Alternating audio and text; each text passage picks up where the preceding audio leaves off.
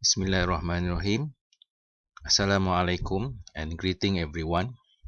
Now, chapter 1, General Lab Safety. First part, radioactive hazard. Hazard from radiation can happen when external sources of radiation or from radioactive material taken into the body.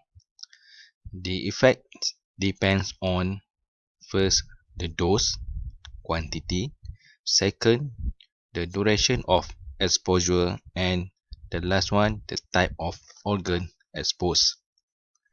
So damage taken.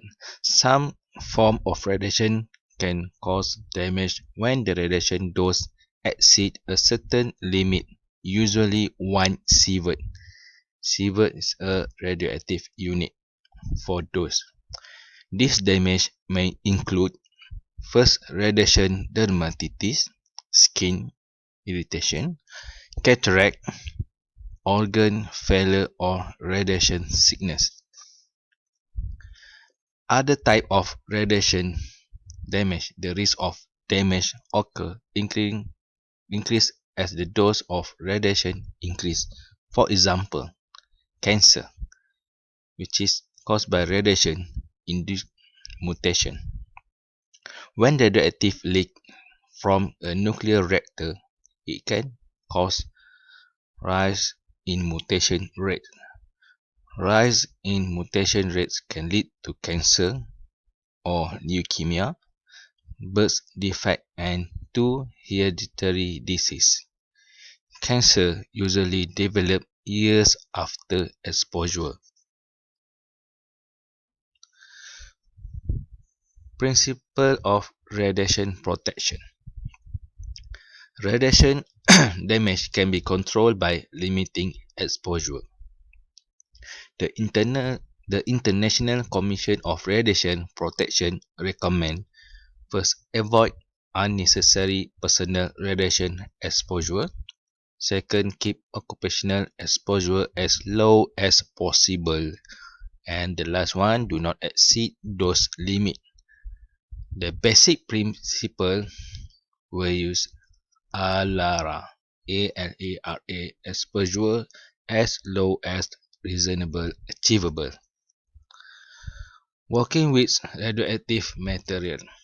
Before working with any radioactive materials, you are required to first contact the radiation safety officer to obtain approval for use of a particular isotope or source.